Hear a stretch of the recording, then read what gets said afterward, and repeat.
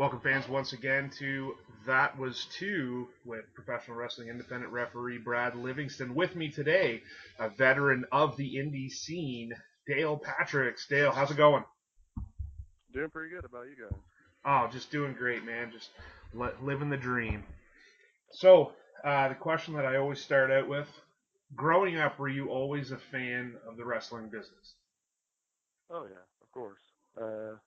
Growing up, I used to watch old WWF tapes, stuff of like Undertaker, or way back in the day of WrestleMania and all that stuff. I got super into it. Was there any particular matches or any particular wrestling stars that really drew you in that made you think, hey, this is something that's I might want to do? You know, uh, when I was a kid and I was watching wrestling, the one person who captivated me so much was The Undertaker. He was one of the people just to bring forth something completely different than what everyone else was doing at that point in time. Of course, as a kid, I didn't know that he would turn into a big star as he is today, and I didn't know the difference between what he's doing between whatever else is doing. So Right. it's pretty cool. Sweet. So when was it that you decided to get your training, and where did you go? It was I was looking for places in 2010, and I met this dude by the name of Trip Cassidy, which now has become one of my friends for so long. I've known him for 14 years, so he's kind of become a brother to me. Anyways, he trained with Billy Rock in 2009, Okay. and he started talking about the school whenever I got super into it and really wanted to become a wrestler. And so Billy Rock ran a training school up in Lafayette, Indiana, and that's where I got my start out, was training with Billy. Okay. Awesome. So when was your first match? What company was it with? And any other things that stand out for you in terms of your very first match? My first match was a battle royal for a company called TPW in Lafayette. It was ran out of the Lafayette Theater up there, and man, I could tell you, whenever I came out of the curtain, I couldn't hear anything. I couldn't hear the crowd or anything. I was so focused on what I was doing, and it was so surreal to me that I just zoned out everything else and was focusing on what was going on. But of course, green kids getting into the business nowadays, I was chopped a whole lot in the battle Yeah. royal and then was eliminated. So it was, it was an experience. Yep, definitely. 2012, I noticed that you worked a dark match for CZW. How did that come about? Having the opportunity to go work for Combat Zone so early in your career. CCW, it was what was it, 10-man tag, something like that. Yeah. And that building they ran out of, the Salvation Army here in Indianapolis, it was ready to close down. And whenever I graduated, I was doing a couple of wrestling things, and there was a company that used to run out of that building that they were at, and it was called Insanity Pro Wrestling. And one of the promoters, his name was Mike Williams, and he was super into Billy's kids, because Trip Cassidy's been wrestling for them for a while then at that point. So he wanted Trip, he wanted Stu Jackson, he wanted me and Remy Wilkins to be a part of the IPW side, and it was against the CW crew. So that's how it came about. All the favor was, hey man, the only favor I ask is you put these guys on your show. So Oh wow. Sweet. yep, That's an awesome one. yeah, I know. Whenever I got told that, it was one of those moments where I immediately started crying, and it was such a big deal to me because I was watching CW up until started training, and then I was even watching it then, and then actually getting to be a part of the company at that point. That was insane. But if what I knew then to what I know now, I wish I wouldn't have got an opportunity then, just because I know I wasn't ready for it. Right. But now the opportunity was to arise. Man, I would knock it out of the park. A couple months after the CZW show, you worked for IWA Midwest. Yep. And on that show, because you're a deathmatch guy, you work a lot of the hardcore stuff. And I just happened Yep. to take a look at the card. of one of the IWA Midwest, and you've got Necro Butcher, you've got Ian Rotten, Jimmy Jacobs, and Masada all on that show that you were on. You worked a four way. Chase Matthews was in it. But can you talk about that experience working for IWA Midwest, having the opportunity to share the locker room with legends like Masada and Rotten and Necro Butcher? You know, uh, there's people out there in the wrestling world that give Ian Rotten a lot of shit. But what people don't understand, and it's not me tooting Ian Rotten's horn, it's kind of telling the truth. Yep. It's he always gives young kids in the business opportunities, and it's Mm-hmm. up to them whether or not they stick with it and they knock it out of the park and they show him that they belong there. And that wasn't even a year after I started, and Dean Ryan has already given me the opportunity to work on a show, and I didn't have to do a tryout show or anything. He put me on and he trusted in me to carry what he was trying to see through to people, and uh, for being on the show with. I've been on a show at IWA with people I never thought I would even see, like my Uncle Jack, Miedo Extremo, Chico Play. You have Nick Gage, RSP. You have like you said, Masada. You have Necro Butcher. I saw Simon Says and Isaiah and all those people. Like just getting to work for IWA Midwest and seeing all those people that I grew up watching and idolizing, like Drake Younger, Daddy Vortex, and all that stuff. It was so surreal to me, and it was such a humbling and respectable um, position I was in that you would even put me on a show. So I definitely took it as an experience. I took it as uh, me being humbled to even be allowed to be on the show. So that's how I took on being IWA Midwest in 2012. So I mean, like I said, looking at the people that were there, and knowing how early it was in your career, it was just, I really wanted to hear about that because I've heard nothing but amazing things about Necro Butcher, and it's always nice to hear, especially because a lot of times people will look at a person like Necro Butcher, like you said, like an Ian Rotten, and they yeah, don't get the credit that they deserve, and especially the credit they deserve as human beings, and how great they are with the younger talent. yeah. And people, oh man, I wish. Okay, I'm gonna dive into something here for 1 second. It's people see the wrestling business and real life is separate.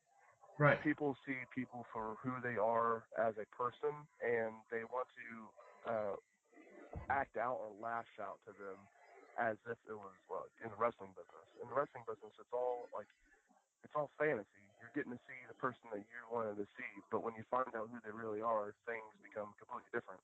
Right. Well, it doesn't have to be that way. If you if you want to see someone and you idolize him for so long, like Necro Butcher, I love Necro Butcher. I don't care what he does on the outside of his real life. That's none of my business. Same for Ian Rotten. Like none of their outside personal stuff is any of my business. It's wrestling that I saw them, and I was like, shit, Necro Butcher's the fucking man. Yeah. Like getting punched in the face, going toe to toe with fucking brain damage, fucking amazing.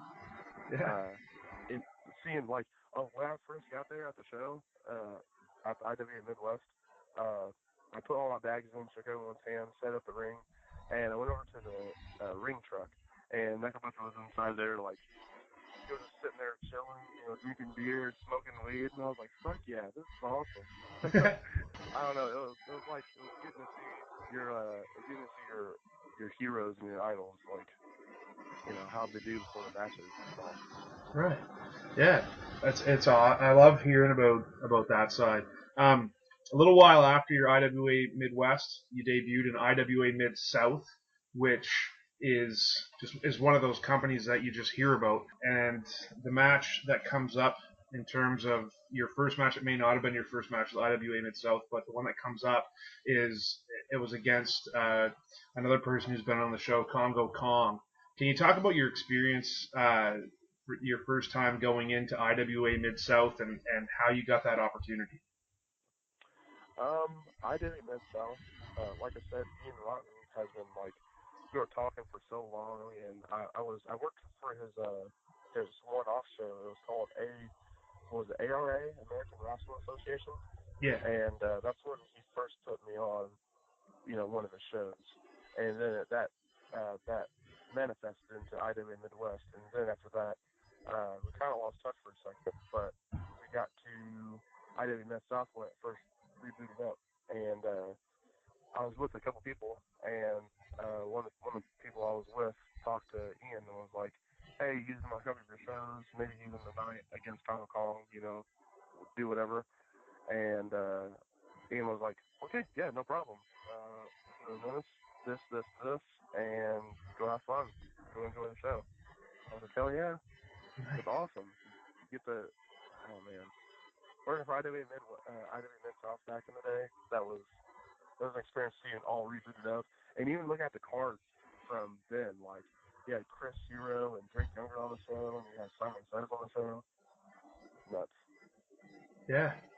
And that's something that that Kong was talking about when we were talking was that people don't realize the names that have come through IWA Mid South, like you said, like in the and you were just saying in the mid to late 2000s, anybody who was anybody worked for IWA Mid South at some point.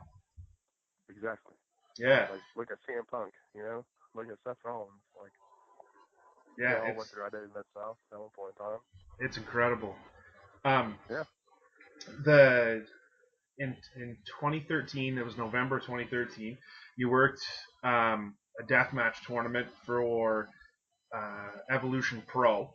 You won the first round, and then you went into the semifinals. Can you talk a little bit about the challenges of working a deathmatch tournament? Because you're putting your body through a lot in one day.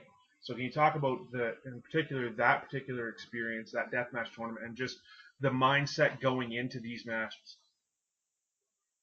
Man, when I first started doing death matches back then, like that first death match tournament, I didn't know a lick of hardcore wrestling. Like I didn't know nothing.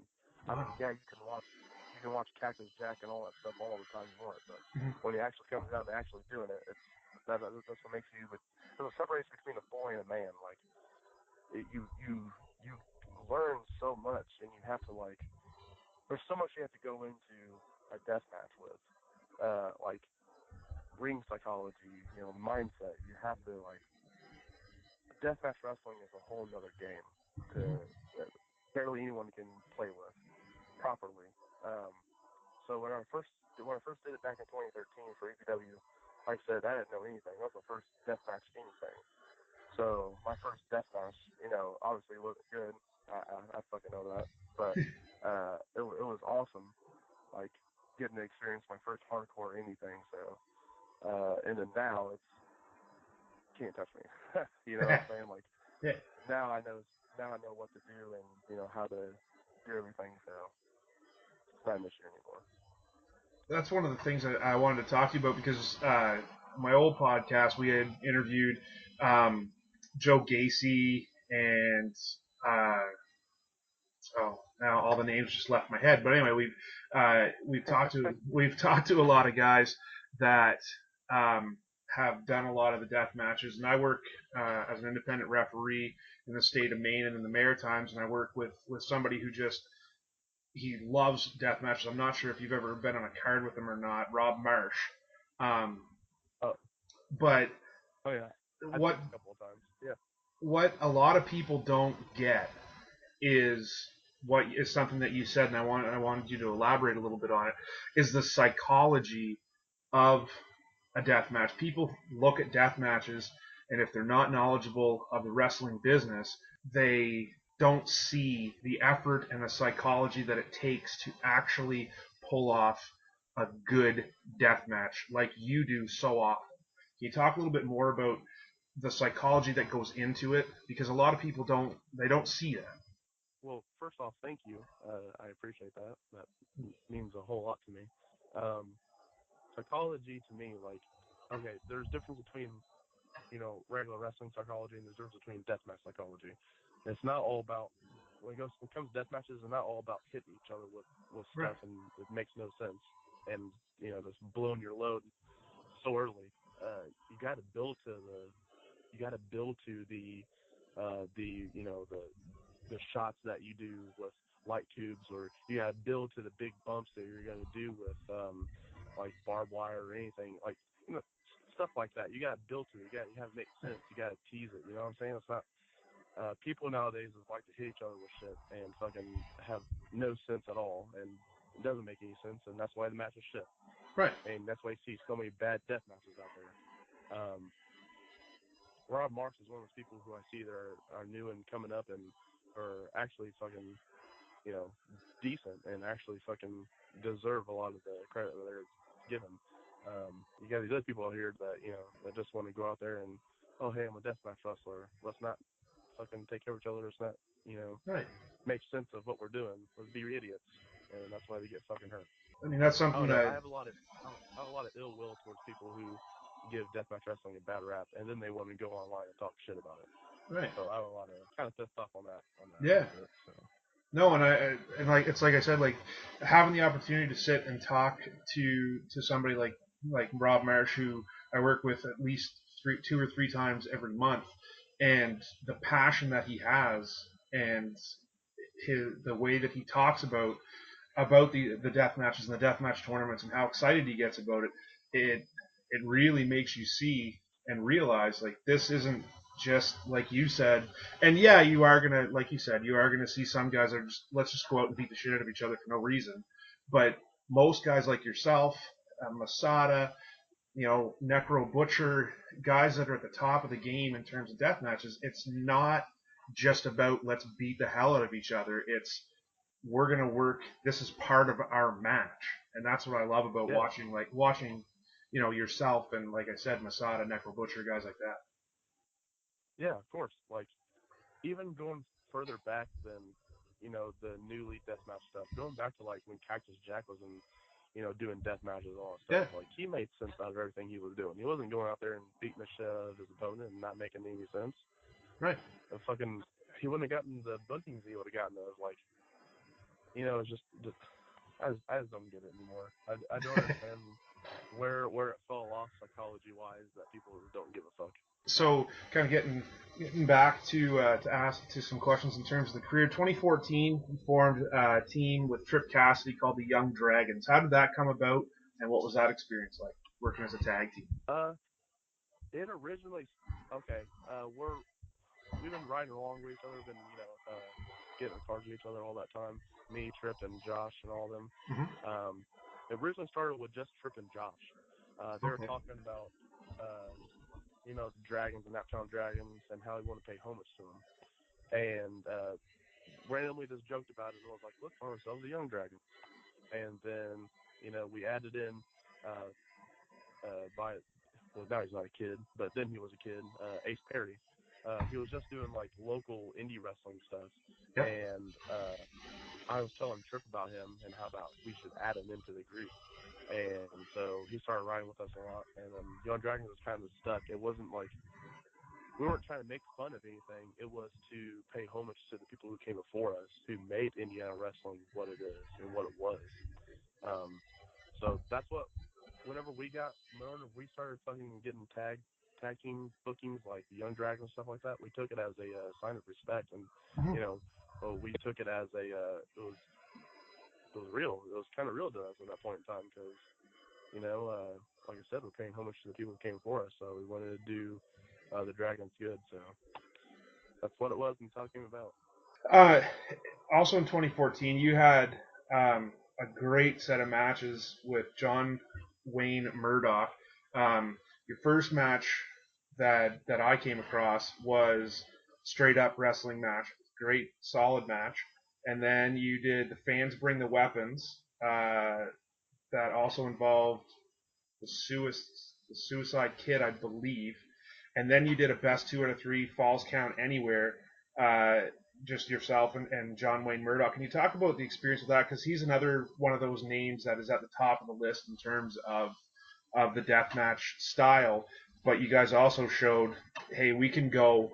We don't need to. It doesn't have to be a deathmatch. We can go no matter what. At that point, like you're just saying, I literally like had my kid not too long, before that. I was doing all that stuff.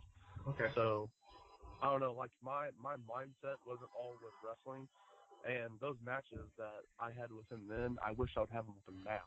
Mm. Because those matches I had with him then, I kind of wasn't ready for um, the ultimate wrestling aspect of it. Because at that point, before then, I can tell you right now, I was fucking garbage at actual wrestling.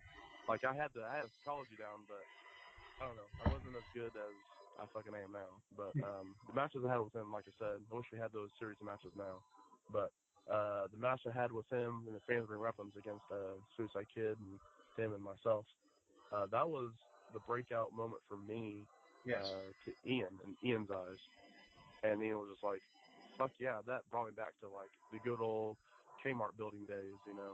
Just having good old fashioned death matches and I hold my standard to I fucking uh, have the utmost respect for Johnny Murdoch for that. So um, if he's listening or he's out there, fucking I love you, dude. You're the Sweet. man.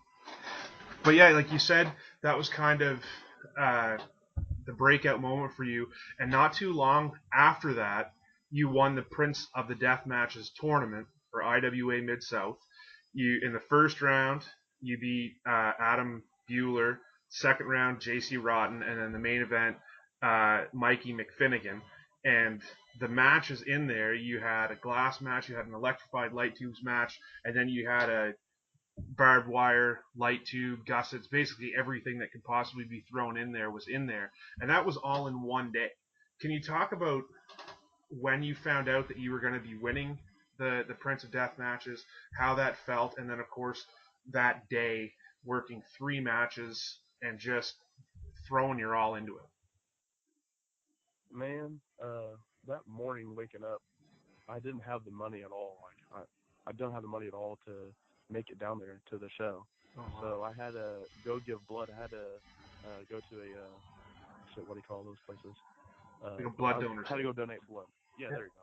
I had to go donate blood just to even get the money to put in my gas tank to make it down there, and then do a death match. I thought I was doing one, maybe two, but when I got there, Ian told me I was doing, I was going all rounds, and I was winning it, and I just fucking lost my mind. Like, um, my first match with Bueller, that set a standard for a lot of death matches because uh, I got a lot of praise for that match between me and Bueller because Bueller wasn't getting that much notoriety for anything he was doing, Mhm. and I was just newly getting into deathmatch wrestling.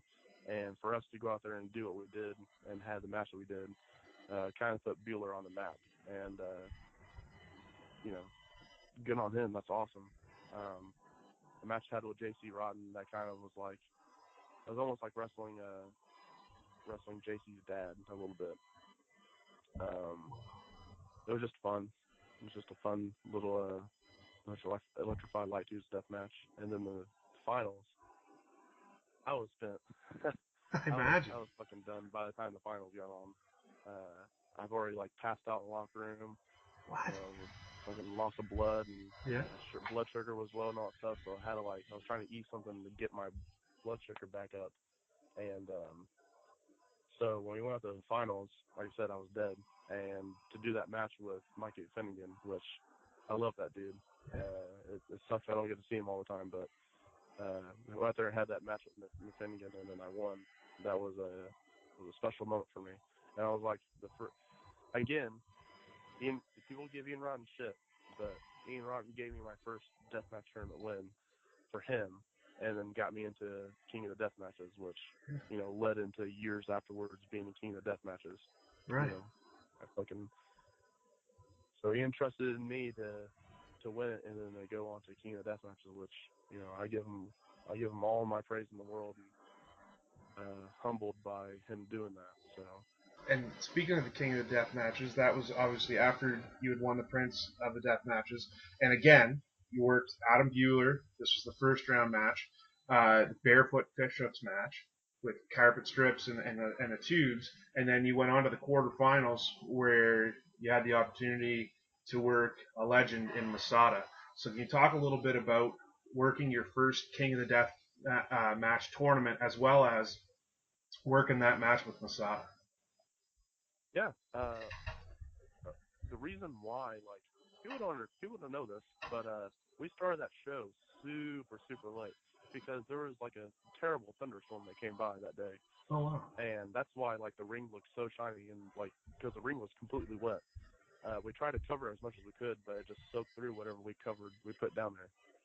So me and Bueller wrestled in a pretty much soaked ring and had to go out there and give it our all in the death match. And we tried, we tried our hardest. The next day though, kind of got the rest up, got to dry out the ring and all that stuff, and I had to wrestle a match against Masada, which the match with Masada, to me, it put me through a lot physically, just because at that point I never been getting my ass kicked so much by a man bigger than me, and Masada was the one that gave it to me. So I give him, like I said, I give him all the praise in the world. Love Masada. Fucking humbled by, like I said, Ian for Ian let me in the ring with him. It was just, it was just a good day overall. Even though I lost against Masada, like I still had so much fun. That day Yeah, was so much fun, just to sit back and chill and relax. Wrestled Masada, killed it. It was awesome. that's Enjoyed my wicked. time. That's wicked. So a little while after that, you get to go back to CZW, and you were there for their tournament of death. You weren't in the tournament; you were in a tag match, a scaffold match against the Nation of Intoxication. On that particular card, the finals were Matt Tremont. That was the name I was trying to think of earlier that I had interviewed, and Ricky Shane Page. Can you talk about the feeling of getting to go back to CZW after having been there for that dark match and also competing in the scaffold match and just being there for the tournament of death? Oh yeah, of course. Uh, let's backtrack. A year before that, I went with Josh to his first tournament of death, and I was in the crowd and watching him, and man, it's been so long since I've been to an actual CW show. At that point, I was just like, okay, I fucking got to get in tournament of death. This is has to happen. Like my Yeah, death matches from then was it kept going and going, and I was doing so good. I had uh, such a name behind me, and I realized if I wanted to make anything out of it and make good out of it, I had to go to tournament of death. And sitting there and watching Josh just kill it in his first round match against Matt Tremont, that yeah, fucking settled me in for a ride. So the year after that, it was me versus Devin Moore. Originally, it was supposed to be us versus a scaffold match, and they added in G Raver and Lucky 13. And that was one of my most, well, it's the only scaffold match I pretty much had, except for the one that Knife missed me. But the scaffold match with Devin Moore, I loved, and it's probably one of my favorites I've had. So, and then a little while after that, you were part of another one of the King of the Death matches in IWA Mid South, and this time now it's you working Matt Tremont. Can you talk about that? uh, was this was this 2016? 2016, yeah. It was the Yeah, yeah. yeah. I'm sorry. I'm fucking I'm slow with dates and all that stuff. So, yeah. First round was me, Josh, Rick St. Page, and Marcus Crane, Yep. and that there, um, just having that four way. That's the ultimate idea of psychology in a death match. Is Yes. if you watch me versus Josh versus Ricky versus Marcus, ultimate psychology there. For anyone who's getting deathmatch wrestling who doesn't know what they're doing, that's one to watch. Yes. I Uh, agree. Leading into the end, just me and Josh, we not only did we use everything psychological wise and put everything to make it make sense, we also added in wrestling, which separates what we do from anyone else that's doing deathmatch wrestling. Right. Because you don't see that all the fucking time. You don't see normal wrestling being put into death matches.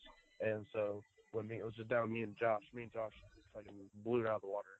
Yeah. Um, and it was so awesome to be in there with Josh because at that point Josh didn't have his he didn't have the King of the Death until what was it? He had his first one at 2014. Was that the That one sounds Josh right. did? That sounds right. Yeah, Josh was in the 2014 King of the Death matches, so he didn't get in until like 2 years later. And for us to be on the same King of the Death show in the same match was fucking mental. Yeah. Uh, and then winning that and having a moment after the match, that was awesome too. People give that a lot of shit.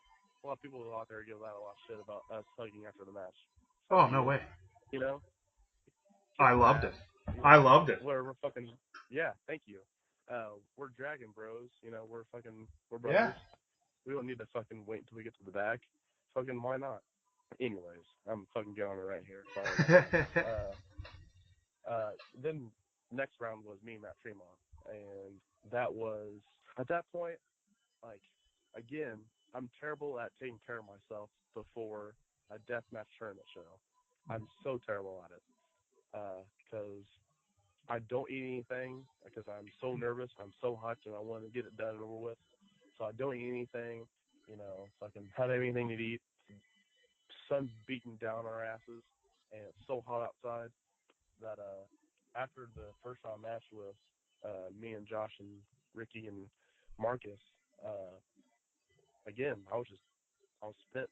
Yep. I was passing out. I was I was dry heaving. I was almost throwing up everywhere. Had bad cuts all over me, and had to go out there with Tremont. And me and Tremont, like that was the first time I went hard physically in the ring with Tremont, or in general in a deathmatch setting, because I had to push myself so far to get through it. To then afterwards, settle down, take my time, and just enjoy life. So the match I had with Tremont, that was awesome. It was probably one of my favorites. I'm still baffled that anybody would ever say anything about the hug at the end of that match because it just that they obviously have no idea what's going on and they haven't followed your career and don't understand the relationship between you and Josh and that just blows my mind because I thought that added to what was already an incredible story that the four of you told in that match. Yeah, I thought that it was just like the best possible conclusion for the whole thing. So that just baffles yeah, me. yeah. It was like icing on the cake, Yeah. It, and people kind of gave that shit because oh, you don't need a hug outside in the ring. Well, fuck you. I don't listen to you. Like, oh man. I don't give a shit. Kiss my ass. Exactly. Man. Um. So in CZW, you get the opportunity to work as Team IWA Mid South yourself, John Wayne Murdoch, Josh Crane, and Reed Bentley. What did that mean for you to be able to work for CZW and at the same time represent Team IWA Mid South? Oh boy. Um, Obviously this has been, a year or so back. So, Yeah. when we went to CDW, knowing that we were going to be Team IWA, me and Ian Rotten were on good terms at that point. I was in and out a few times here and there just because uh, me and him both just weren't seeing eye to eye on a lot of things. To give a long story short. Yeah. Um, so, not to tell like inside scoops about a lot of stuff, but he really didn't want me and Josh representing IWA, and we're kind of having problems with the rejects. So, obviously now we're awesome and cool with it. Brothers fight, whatever. Yeah. Move on. You live life. So we weren't seeing eye to eye on a lot of things, and so it kind of hindered a lot of that entire push for us. It hindered a lot, and it not necessarily ruined it, but it kind of put a damper on. Hopefully, it didn't put a damper on DJ booking us again. Hopefully, just put a damper on the storyline that things just weren't working out at that point in time. So, getting to work CW for the first time against, having us being part of the IWA crew was awesome. You know, Even though we weren't having that great of a time all together, uh, me and Josh were just soaking in the moment with CZW. The fact that being in a CZW ring, being in New Jersey, being at the Voorhees skate zone, with people like Danny Havoc, Drake Younger, and all of them were just fucking turning the bodies up forever. Yeah. And to get to wrestle in the same building as, all of them, and the moments that came out of that building, was just breathtaking. And it took us for a great fucking spin. Um, so yeah, for what it was worth, behind the scenes it sucked, but for what we were given, me and Josh, we took it and we ran with it as hard as we could. The match after that, I think it was just me and Josh versus Connor Claxton and Devin Moore, Yep. and that was a point where Devin turned and joined us, Nice. and that was a whole lot of fun. The match kind of people would give that match some shit, but I think it was a decent tag match. Yep. Um, And then we did, what was it? We did Night of Infamy. Was that the show? Yeah. Show Not after even. that was Night of Infamy. Yep. And that yet again, like, having that square circle sacrifice with Cannonball and Tremont, that was a whole lot of fun. You know, we're all the best of friends. We're all in the same ring together, so obviously we're gonna fucking kick each other's asses and tear each other up to, you know, give on a good show, give on a good main event. And we did it. We did it to the best of our ability. Like, that was the the most physical match I've ever been in at Wow. that point in my entire life. Because that, like, not only was I going through some pain in my lower back, but Josh just had a surgery 5 days before that on his wrist, Wow. after doing, you know, Lords of Anarchy. So we're both kind of banged up and all that stuff. So we weren't in the best of the physical being that we should have been in. But, you know, we went out there and still gave it our all, killed it, and you know, did what we could. I love Square Circle Sacrifice. And then the next month being in fucking Cage of Death. Yep. Holy shit. That was probably the most fun, and like one of the highlights of my career to date, because not only did I get to be in fucking Cage of Death, but I get the main event it. And, you know, after everything that was going on backstage with, you know, the whole reject stuff and all that stuff, and for us to go out there and culminate everything together and keep kind of like the story alive, and go out there and put on an awesome Cage of Death, you know, that just puts the icing on the cake, and that Yeah. made everything a whole lot better. Another one that I wanted to touch on was the Carnage Cup 11. I know now I do know that you obviously had worked in a show with Marsh because Marsh was there. I remember him talking about the Carnage Cup and seeing some highlights, but it culminated in the finals. Yourself and Josh. Can you talk about the Carnage Cup and especially that particular match? You and Josh meeting in the finals of the Carnage Cup. That was just this past year. Yeah, no problem. The year before, or it was it 2 years before, they went on a year of hiatus of Carnage Cup, and the last one me and Josh were in was in Carnage Cup 10, and um, that was my standout moment before Prince of the Death, because I did Carnage Cup 10 before I did Prince of the Death, and Carnage Cup 10 was my standout deathmatch moment. And it showed that I was new cream of the crop, and I was here to fucking stay. And I was here to make deathmatch wrestling a thing for the future.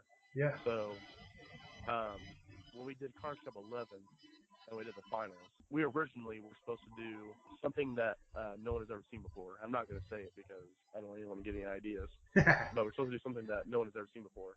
So, uh, after everything that was going on that day, it kind of hindered what we could do. We were already there for like a good 8 hours. That's how long the entire deathmatch show was, and that was ridiculous. Wow. In a Yeah. beaten down sun, there was 100 and some degrees outside, fucking, but that didn't stop us. We went out there and still fucking whipped each other's ass and kicked each Yeah. other's ass. So for me and Josh being the finals of a deathmatch tournament was amazing. I enjoyed every second of it.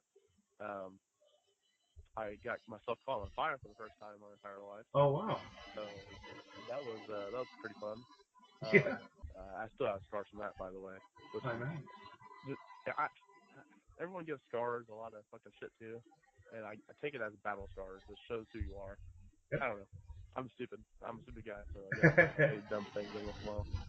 So, yeah, Card Cup 11 was amazing. I love main eventing anything with me and Josh. Anytime they put me and Josh together in anything, deathmatch, regular wrestling, me and Josh go out there and we try to separate ourselves from the entire show and give everyone something a little bit different, so they can go home and they can, you know, just take a second to realize that they saw something awesome. Speaking of, I'm pretty sure that it was the ad for that particular match. It may not have been, but there's what I consider to be an infamous picture of you. It's you with your back turned to the camera, and your back is just butchered. What match was that from? And because like that's one of those standout pictures for me is you looking over your shoulder and your back is all carved up. Oh yeah, was that the one I was doing the dragon sign at? I think so. Yeah, that was after the, I want to say it was after the second round match with Prince of the Death, Okay. and And that was at the point, like, right before that, I passed out and did all that stuff then. Wow. And that was the picture I took afterwards. So that was that. So 2017, you were on a roll, and especially yourself and Josh again picking up the IWA Mid South Tag titles, and you guys had some killer matches with the Rejects. For fans that don't know who the Rejects are, it's John Wayne Murdoch, Reed Bentley. Um, you talk about that run as the tag champs with Josh. Oh yeah. Back in the day, we were talking about IWA earlier, and back Yep. in the day, I used to watch tag matches, the tag team matches and the tag title matches, and that's one of the things me and Josh wanted to do as a tag team was to win the IWA tag team titles. Right. Because at that point, it was being passed around by the Rejects and another team. I'm not sure, don't remember the name of them, but it was being passed around between those two. And me and Josh hasn't been there as a team yet because all of us were having a lot of things going on between us and Ian. That was right after the whole entire CW thing, so we Yep. we didn't come back until that time. Um, and it was just me and Josh went back, and they told we're gonna put tag titles on you guys, and my jaw dropped because that Wow. was the last thing that I thought was gonna happen was that, and uh, just the tag matches we had with Murdoch and like how we made up for everything, and just it's culminated for good matches. The tag matches we had there was probably one of my favorite tag matches we've had at IWA. I'm tagging with Perry now in Jimmy's Angels, but Yep. the tag matches I had with Josh against the Rejects, man, those were fun times. I had a lot of fun with those. Um, One of the things I wanted to ask, if a young wrestler came to you and said, "Look, I want to get into the deathmatch scene," what would your advice be to them? Well, one, get trained. If Yep. they're just coming off the street and want to get deathmatch wrestling, they'll first get trained in regular professional wrestling first, so that you get the basics down and psychology down. Then we can worry about the deathmatch wrestling after that. Once you get all that stuff down, then we'll worry about that. Sorry Right. about that. So do that first, and then get in deathmatch wrestling. But I wouldn't want to put anyone out there to go directly into deathmatch wrestling when they haven't done anything. So don't do that, because that's how people get severely, severely injured and hurt. So Speaking of that, have you had any major injuries in the course of your career? the only one I've had was at this past year's King, Mm-hmm. and that was first round. I just took a random guitar shot to the top of my head, and it cut me so bad. The scar was from the back of my head all the way up to my front, Whoa. and it was so deep that I could feel my skull. I was able to get my hands up under my scalp and feel my skull. Oh, And wow. I went to the hospital and they put 30 stitches in my head. And of course, they only numbed, one half the fucking Of head, course. and the rest of it I had to feel the actual staples going into my skull. So Oh, uh, dang. that was probably the worst injury I've had in wrestling today. Was And it was a getting guitar my shop. skull. Yep. No, that was at King of the Death Matches, Yeah. 2017. Wow. And then Um. and then people like, okay, so I did that. I got my head fucking busted the hell wide open, Yep. big huge fucking vagina on my head, and I didn't go home. I didn't fucking phone it in. I went hard as fuck, and I went out there and did the second round. After the Staples. And just so That's that's unreal. yeah, so yeah, that was probably the worst injury I've had. Was that one? Wow. And see, and that's the thing, is that was kind of my next question, is that people, again, when you're talking death matches, and people that don't understand, there's not just the psychology behind it, but how much of how much of it is like almost like a science to ensure the safety of yourself and the opponent. Man, great question. But the weapons that we use in deathmatch wrestling is so, what's the word I'm looking for? It's so undetermining of what the outcome is going to be. You never know how bad the other person's going to get hurt, and you don't know Right. how bad you're going to get hurt. You just have to go out there and be safe, know what you're doing, and put on an awesome match, and you'll be fine. But like I said, some of the stuff is just uh, you can't determine what's going to happen. Sometimes it's just an accident and it just happens. Yeah. Um, like I've taken guitar shots to the head so many other fucking times. Mhm.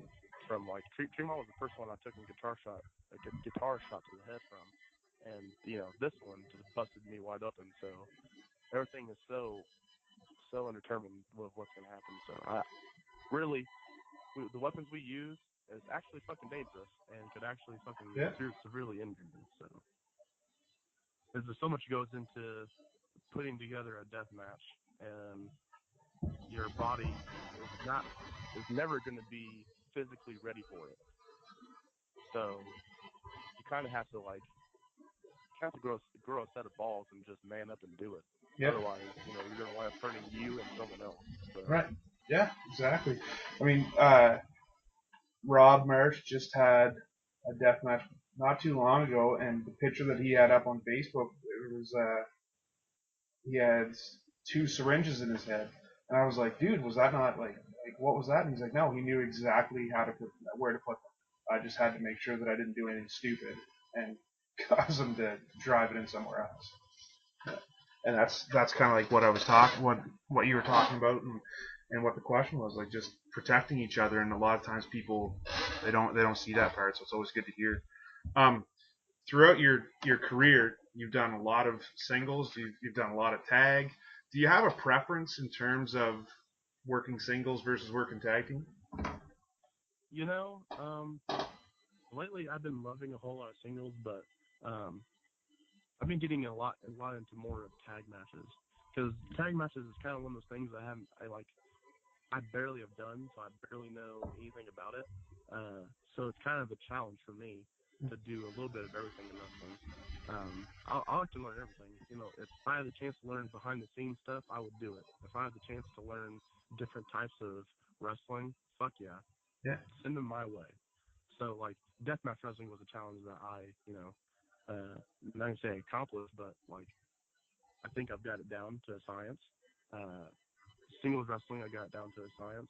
So tag team wrestling is one new challenge now, and I'm just kind of like, well, let's fucking do this. Let's throw on some good tag match wrestling. So the stuff that me and Josh is doing now, like we work each other in a singles match, and then we go do a tag match somewhere else. So it's a bunch of it's a whole lot of fun. I love tagging with Josh, so I can't wait to see where our tag matches and tag team wrestling is going from here.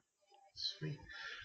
What about in terms of working face versus working heel? Do you have a preference there? Honestly, I really don't. I really don't. I can probably do both. Yep. So What about as a worker? What would you say makes for a good rep? knowing where to be, knowing to stay out of the people's way, uh, counting when you're supposed to be counting. That's pretty much it. And then when we get the deathmatch wrestling refs, uh, the refs in deathmatch wrestling should try to get all the unsafe stuff out of the ring, so that whenever they're bumping inside the ring, they don't get severely cut. Right. So that's pretty much it. Nice. People, the refs out there nowadays, they know how to count. They know how they know what to do. It's just whenever it comes to getting into deathmatch wrestling that they kind of don't know what they're doing at that point in time. Yeah. But it's a learning process. If somebody came up to you and asked you and said, "Look, I want to watch a couple of your matches to see who you are as a performer," what match or matches would you say are your favorite matches or matches that you would tell people, "Hey, look, you want to see what Dale Patras can do? Go check these matches out." You know, um, I know you may not like this, but I kind of have a preference. You can go on Nice. YouTube. I like for people to see me from the start to where I am now and Yes. see my progression in wrestling because I want them to see a little bit of everything. I want to see how I got started. I want them to see where I started out at, and then I want them to see where I am today and how much I've grown since then. So if you want to go on YouTube and check out my matches, go type in Dale Patrick's Wrestling, and then a bunch of stuff will come up, Yeah. and just watch whatever you want. Uh, some of it's good, some of it's bad, but hey, that's what makes us, professional wrestlers. We learn. That's right. That's right. Well, look, I can't thank you enough for taking the time to sit down and have this chat. It's been fantastic. But before we go, any promoters or anybody wanting to get a hold of you, what's the best way? Any merchandise you might have, where can fans get that, and any upcoming dates that you have that where fans can check out Dale Patrick's? Um, okay, I'm gonna try not to breathe for this one. This one's gonna be a long, long segment. So check me out on any social media: Instagram, Twitter, Facebook. It's at Del Patrick's. Okay. You want to get my merch?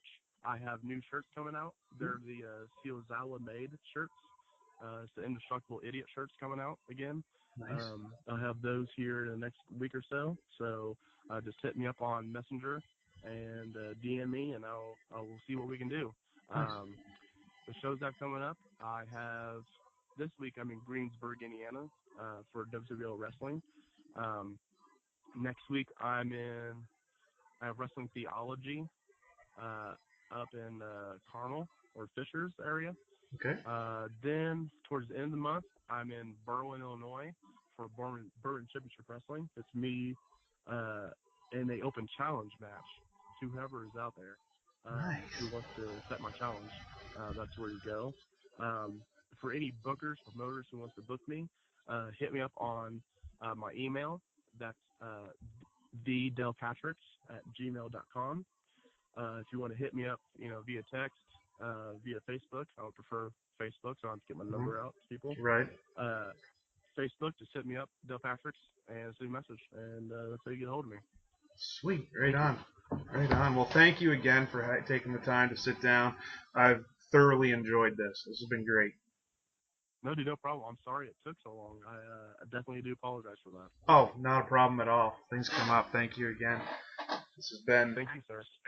Thank you. This has been. That was too with Brad Livingston with Dale Patricks.